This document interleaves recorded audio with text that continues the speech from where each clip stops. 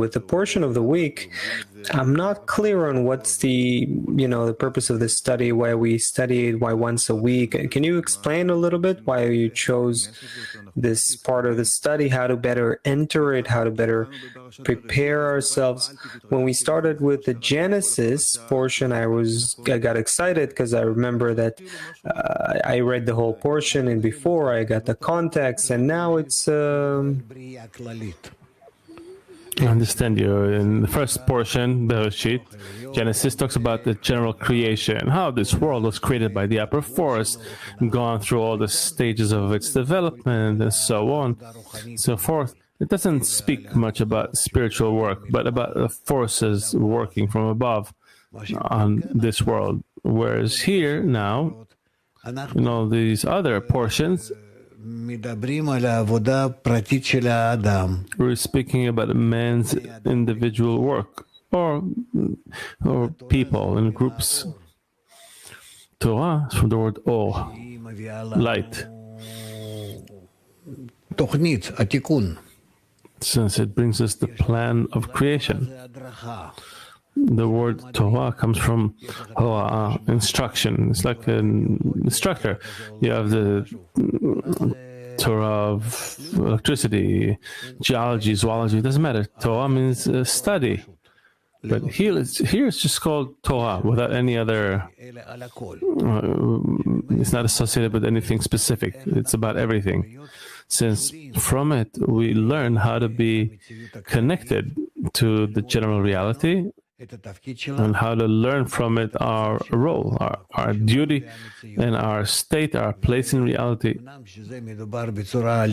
And although this is talking about things allegorically, we have to understand that in this way, Kabbalists felt they could pass this form, this image to humanity, to all the generations.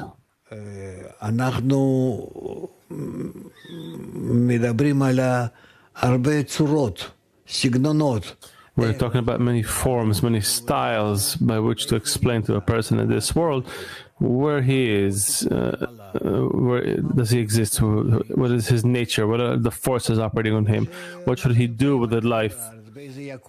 Just as we exist on Earth in some universe, we don't understand what's happening and the entire purpose and process. Look how many methods you have.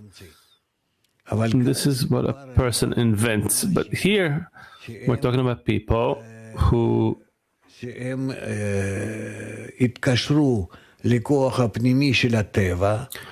connected to nature's inner force called Creator, the one that precedes nature, created nature. Elohim in Gematria is nature, meaning his revelation, his appearance towards us is called nature. And we learn from it what he wants from us, what he's doing in general. And the Torah says, I'm not teaching you what he did. I'm not teaching you how you need to organize yourself in where you are. I'm teaching you how you need to connect to that upper force, that force itself, and from it you'll be able to know everything. Because all of creation, still vegetative, animate, and speaking, all of reality, thousands of years the world exists, billions of years, and so on and so forth, all those things came out of him. So what I'm doing, it says, I am raising you towards him. To the extent that you'll come closer to him, you'll attain him.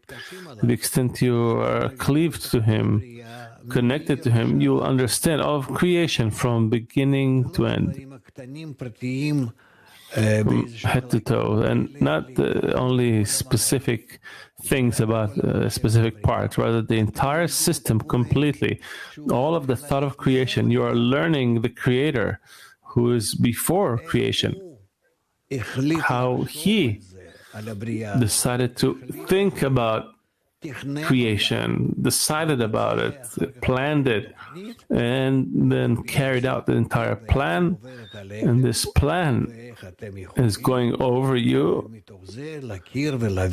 So how can you come to know and understand Him and all of creation? There's no greater knowledge, more whole, than the one you receive from the Torah. And we have to treat the Torah in this way. We don't understand what's written there. We think it's some pretty stories, fitting for little children, and it's good to read it. We don't grasp the extent of all the things that are hidden there. We don't have a greater story, more inclusive, more perfect and whole story than the one written in the Torah. Everything is built on that. All the religions, all the faiths, all the belief systems, our approaches to spirituality, they're all based on the Torah.